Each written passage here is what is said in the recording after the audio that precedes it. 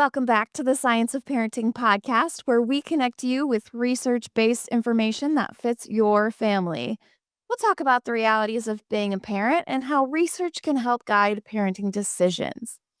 I'm Mackenzie DeYoung Skelling, podcast co host, and I'm a parenting educator. Our guest today is our colleague and health and human sciences educator, Jody Gatewood. Jody is a parent of two children and an expert in food and health with an educational background in dietetics. Welcome, Jody. We would love it if you would tell us even more about yourself. Hi, Mackenzie. I'm glad to be here today to share a little bit more about myself. My husband, Justin, and I have two children. Parker is 15. He's a sophomore at Ames High. And my daughter, Paige, is a sixth grader. She's 11. And in my free time, when I'm not carrying them to different activities or getting them to places, I Mhm. like to read and bake and go on walks listening to podcasts and audiobooks. Professionally, I'm a registered dietitian. I've been a dietitian for 18 years, and I've worked for Iowa State University Extension and Outreach for 15 years. In my role at Extension and Outreach, I help to provide nutrition education to individuals and families with limited income. And part of that includes creating content for Spend Smart, Eat Smart. We have a website, app, and blog. Yes, and we are so excited to have you bring your expertise and background into our conversation. Our conversation today is going to be around nutrition and movement, specifically during adolescence, an age when bodies and brains are rapidly changing. Mhm. So I'm so excited to chat with you about helping those middle school and high schoolers eat well and stay active. Yeah, I'm looking forward to it. Yeah, so because we love both research and reality, our listeners know we like to start with a definition. So, according to the World Health Organization in 2019, adolescence lasts roughly from 10, from 10 to 19. Mhm. 18 isn't even on my notes at all. From 10 to 19. And during this window, nutritional needs and activity patterns set the stage for lifelong health. So, obviously, adolescence is a time of big changes socially, emotionally, and we know physically, right? So, Jody, from your perspective as a parent and a dietitian, what have been the most significant challenges or successes in encouraging adolescents to fuel and move their bodies? Well, this is probably no surprise to anyone, but screens really are a big challenge, right? Physically, especially. There's endless things to watch and do online, play video games. And so, adolescents and adults, right? We can lose time on the screen and spend a lot of time there versus getting up and moving our bodies. So, that can be a real challenge.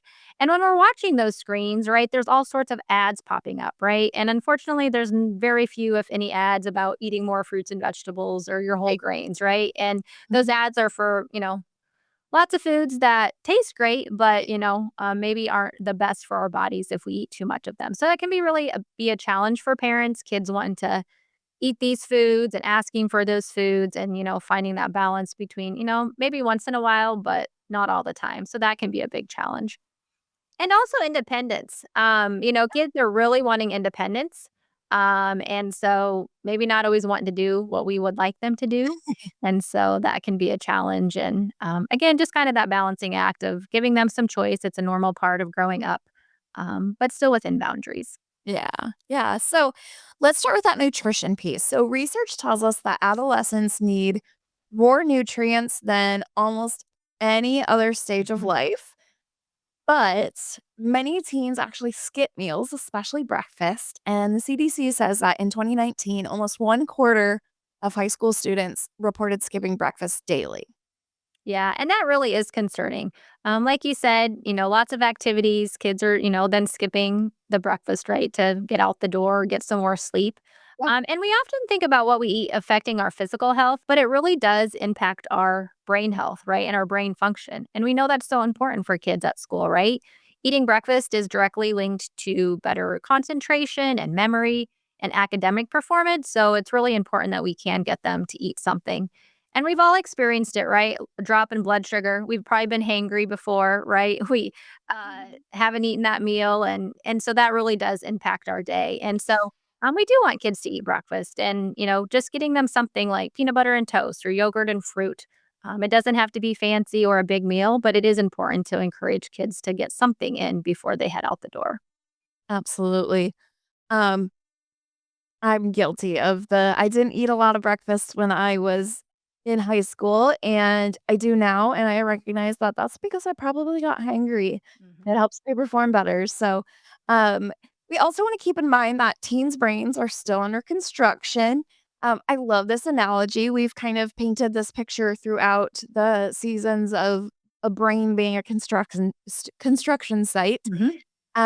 And these brains are especially our teen brains need healthy fats like omega-3s, iron, B vitamins, calcium, vitamin D, which all support brain growth, bone health, energy regulation. Like I said, they're the building blocks in that construction zone. They are the building blocks for our bodies. So, Jody, would you tell us just a little bit more about why those nutrients are so important? Absolutely. And you are correct. There is a lot of construction going on, right, during the adolescent stage. So many things happening. And as far as the brain is concerned, about 50 to 60% of our brain mass is fat, and that includes fatty acids, right? So those omega-3 fatty acids are important for brain health and brain function. Omega-3 fatty acids also help to reduce inflammation in our body. And that's important because inflammation can lead to different diseases. Mhm. So, if we can try to lower that inflammation, that is really helpful. As far as calcium and vitamin D, we know that those are really important for bone health, right? And that is really critical during the adolescent years because that's when we're building bones, right? The Mhm. teens are building their bones. I kind of think of it as a bank, right? They're really building their bank of bone, building it. And so we know later on in life, then uh, that we start to lose bone, right? Mhm. So if we don't have a lot to begin with, that can be really detrimental later on. And so that calcium and vitamin D is important for that. Absolutely. Iron, is important for energy as far as like healthy red blood cells, Mhm. helping to prevent anemia, which we know is a concern, especially in adolescent and teen girls. And then those B vitamins, right? They help our bodies to use carbohydrates. And so carbohydrates are, again, a way that we get energy. And so those B vitamins can help the body do that. Excellent. Um, you know, there's lots of things that are playing into it, and it just means that it's just so high stake, right? So, how have you seen families actually hit those targets when, morning rush, after school activities all collide? How have you seen that come into play? Yeah, it can be a challenge, right? My Mhm. son, again, he's in high school. He's, in sports and so heading out early for morning practice. And it is, sometimes in the morning people just don't feel like eating, right? It can be Right. hard to eat. And so it can be difficult getting out in the afternoon or, again, having practices or events after school. And so really it's for my family, it's about what do we have in the fridge, freezer, and cupboard that we can grab and eat quickly or maybe put in our bag and take with us. And so for my kids, keeping frozen waffles or bagels on hand that they can eat quickly in the morning, maybe with some peanut butter for those healthy fats and protein, some yogurt, some fruit, those quick, easy things. And maybe also thinking outside the box, right? A lot of kids like cheese and crackers. We might not think about it for breakfast, but right, have that for breakfast or a cheese stick. Take that with you. Yeah. Absolutely. Or an afternoon snack. So what can you keep in the cupboards, the freezers that are quick and easy, but still providing some nutrition? And it's not about being perfect. It's not about having, the perfect food. There isn't such a thing. It doesn't have to be an elaborate meal, but just getting in some food and getting in some nutrition. Absolutely. I am a big advocate for waffles with peanut butter. Mhm. Uh, that is one of my favorites. I also heard you mention fruit in there, right? So we also Mhm. want to talk about fruits and veggies, but I know that fruits and veggies these days can be really expensive, right? Mhm. So, do you have any ideas on what maybe we could do to incorporate those and not spend an arm and a leg? Yeah. Yeah, fruits and veggies are very important, and when we think about Mhm. my plate, right, the guidance for nutrition, half our plate should be fruits and veggies, right? So we know that we need to get them in our meals and, in some of our snacks as well, and the cost is a concern for a lot of people these days. And so one thing to keep in mind is that canned and frozen are just as nutritious as fresh, right? We can include all of them in our, eating patterns. and include them in our meals. And canned and frozen, we don't have to be concerned about them going bad before we eat them. And they can be less expensive as that fresh. And so don't forget about those. Some things that I keep on hand, right? Canned pineapple, my kids really like.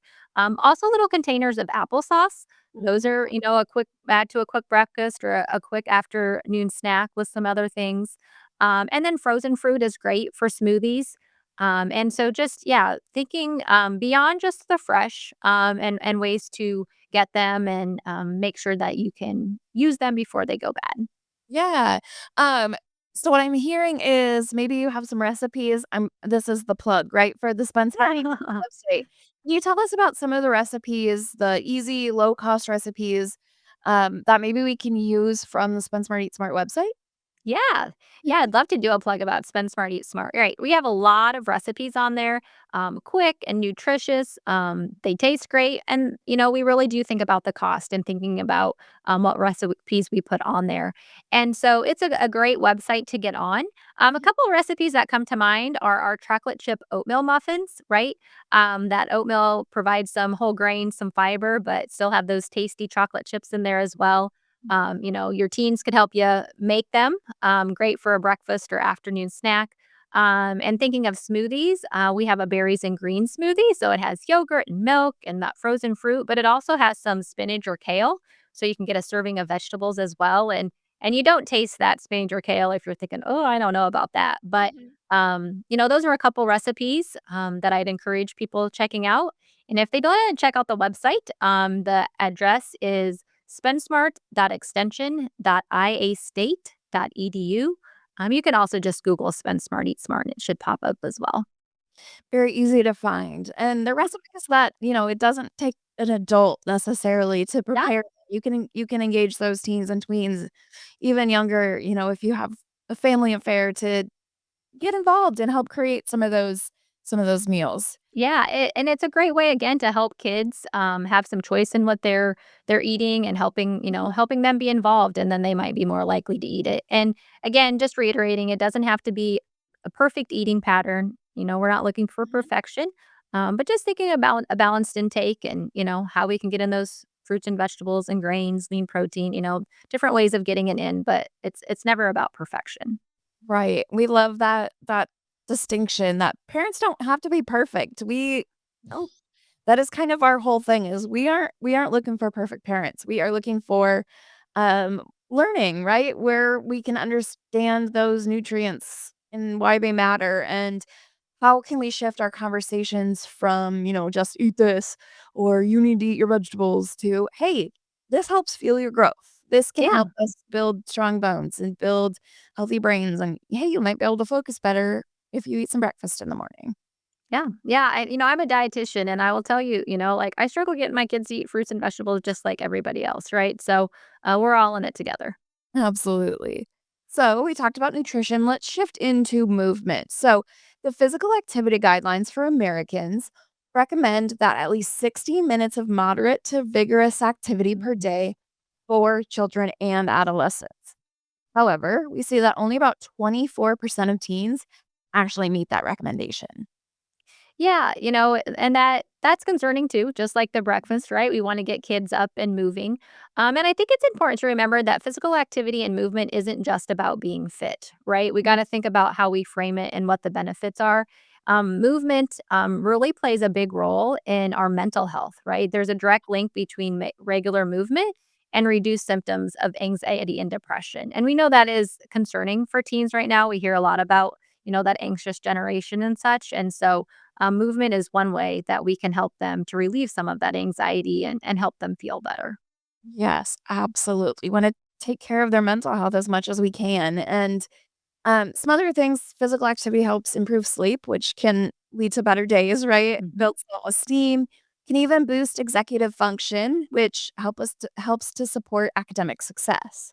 Yeah. And I think to think about when we think about physical activity, right, and movement, we don't have to get it to a gym. We don't have to be running endless laps, doing a marathon, right? There's all sorts of ways to be active.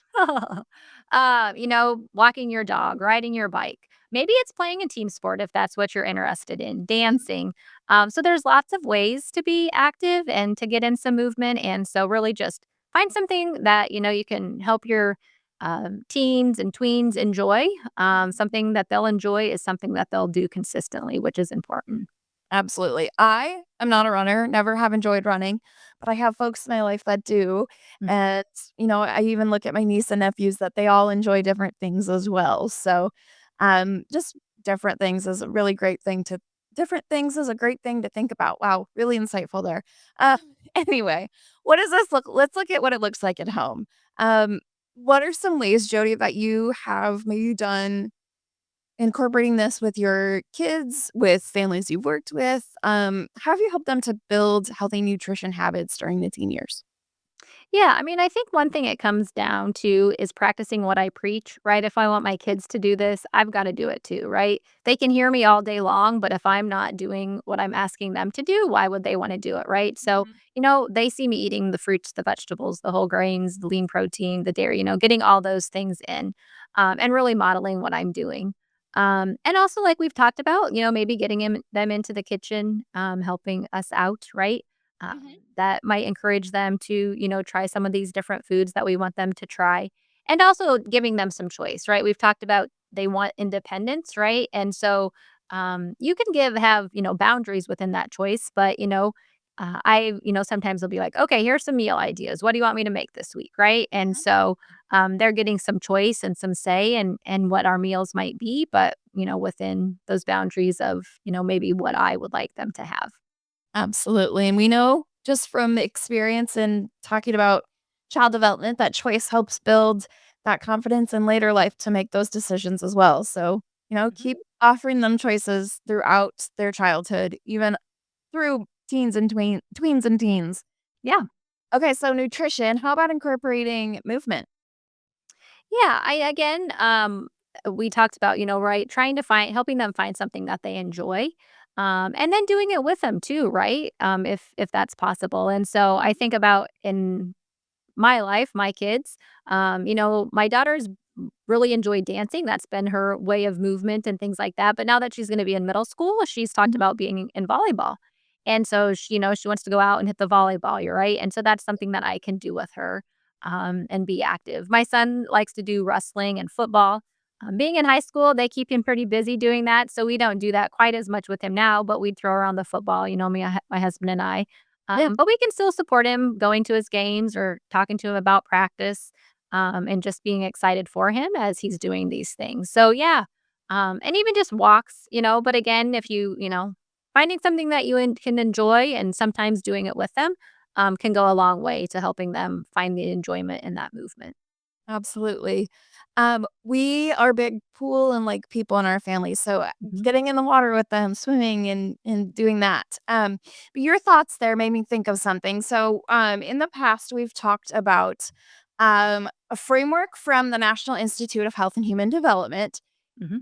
and it looks at how can we move from we say the blaming and shaming game, right? So moving from am I being a good parent or a bad parent to um and if you're interested, we have podcasts on this. We won't go too in depth, but moving to active, attentive, consistent, or effective parenting. And what I'm hearing from you is you're saying that maybe in that middle school age, we're more active in playing ball, dancing along, swimming with them. But as they move to high school, maybe we have to shift for being quite as not quite as active, but maybe more attentive. So, how did that how did practice go? Maybe going to a game, being there to support them. We might not be running down the sidelines with them at that point, but we're standing and cheering from the bleachers. So just because you're not doing one thing, shifting and kind of moving towards a different stage in parenting, it really is. Yeah. It's a Yeah. stage of parenting. Yeah. Um, that it might look different in how we support them as well. So, what I heard from you also was that family modeling matters. Mhm. So, a 2023 study from the Journal of Nutrition Education and Behavior found that when families eat together, so going back to nutrition, when they eat together at least 3 times a week, teens are actually more likely to eat fruits and vegetables and less likely to consume sugary drinks or fast food. Excuse me, Yeah. fast food. Yeah. Yeah, mealtime is really important, right? Just being together. Nutrition and physical activity, important for our physical health. But that mealtime also, thinking about our social well being as well and connecting emotionally with our kids, checking in with them. And so it is really important.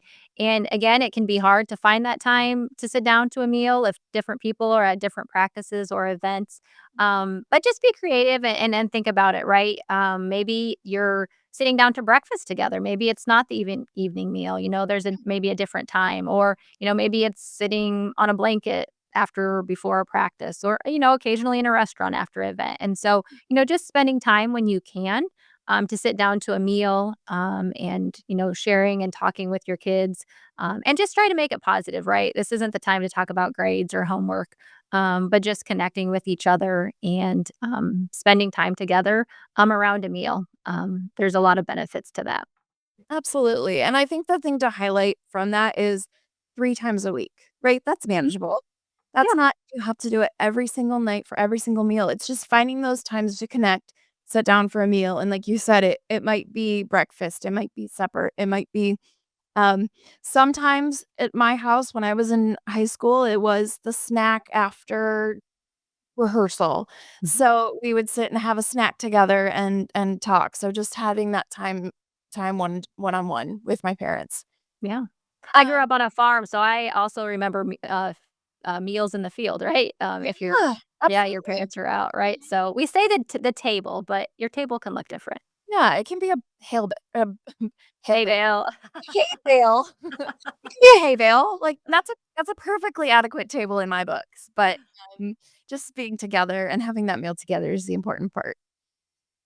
So when it comes to movement, kind of going back and forth here, but playing both sides. When it comes to movement, the research from the American Academy of Pediatrics suggests that teens are more likely to stay active when their parents are active too. So I'm seeing something consistent here, right? So when movement is part of that shared family routine, they're also more likely to be active. So we're gonna move into we're getting kinda close to the end here, so I have a question for you. How can we encourage healthy habits in our teens without nagging, micromanaging, creating those power struggles? How can we be encouraging without like, overstepping? Yeah.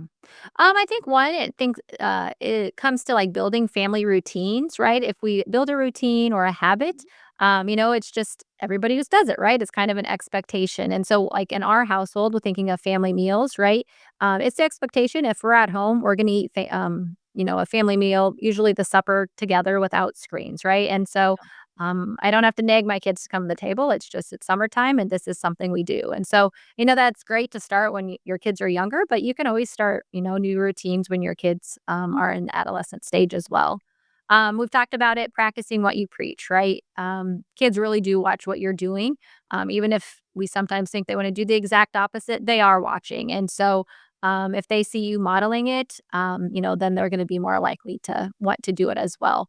And the last thing too, give them that choice, right? The more choice we can give them, it's not the nagging, but again, there can be boundaries around that choice, but they also are having some say, which is a great learning skill for when they will be making those choices on their own. And so I think if we think about those things that can help them build those habits without all the nagging and micromanaging. Yes. So being supportive, giving them choices, empowering them to be involved, those sorts of things that can really kinda bolster that sense of independence for them and the likelihood that they actually have movement and eat maybe make healthier choices. So, absolutely. Is there anything kind of throwing this at you, but is there anything else that you'd like to add or maybe that you're like, "Oh, I didn't think about that," before we wrap things up here?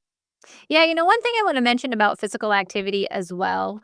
Thinking about why we want to, be active. We talked about, right, the mental health benefits. You talked about sleep and self-esteem. And so really just thinking about movement in a positive light. A lot of times I think we think physical activity, movement, it's about shrinking our bodies or, sometimes in a negative connotation of what when we say movement. And it doesn't have to be that way. It can be something that is enjoyable and we enjoy doing. And so I'm also thinking about how we talk about nutrition and physical activity to make our bodies strong and capable of doing the things that we want to do. Absolutely. I love that insight that, like, we tend to talk pretty positively, right? But there are those challenges in parenting, even when it comes to nutrition and movement, Mhm. and the things that kids go through. So, thank you so much for that thought. In conclusion, just a quick wrap up of everything that Jody and I have talked about. Adolescents have increased nutritional and physical needs that support their rapid development. Healthy eating and movement are linked to better moods, Mhm. academic performance, sleep, and resilience. We love resilience. And parents can help by modeling healthy habits, providing structure without control, and creating opportunities for those shared meals and shared movement. Yeah, I think all of those things are great.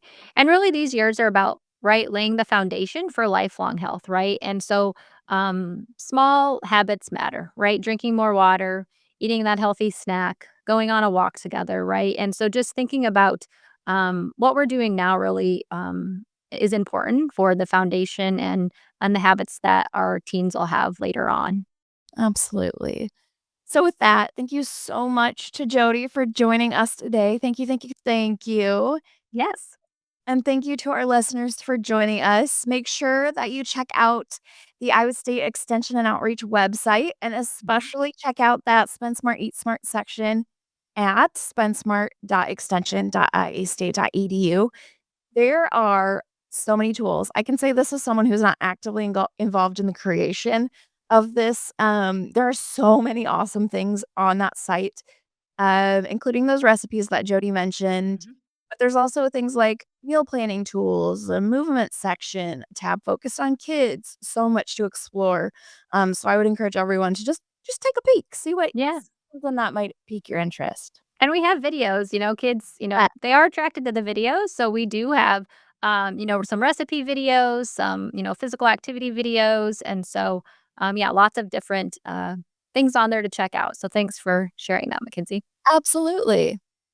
Come along as we tackle the ups and downs, the ins and outs, and the research and reality all around the science of parenting. The Science of Parenting is a research based education program hosted by Mackenzie DeYoung Schelling, produced and edited by Brock Bierman, with contributions from Barbara Dunn Swanson, Dr. Connie Beecher, Haley Walker, and Morgan Noel. Send in questions and comments to parenting at iastate.edu and connect with us on Facebook. This program is brought to you by Iowa State University Extension and Outreach.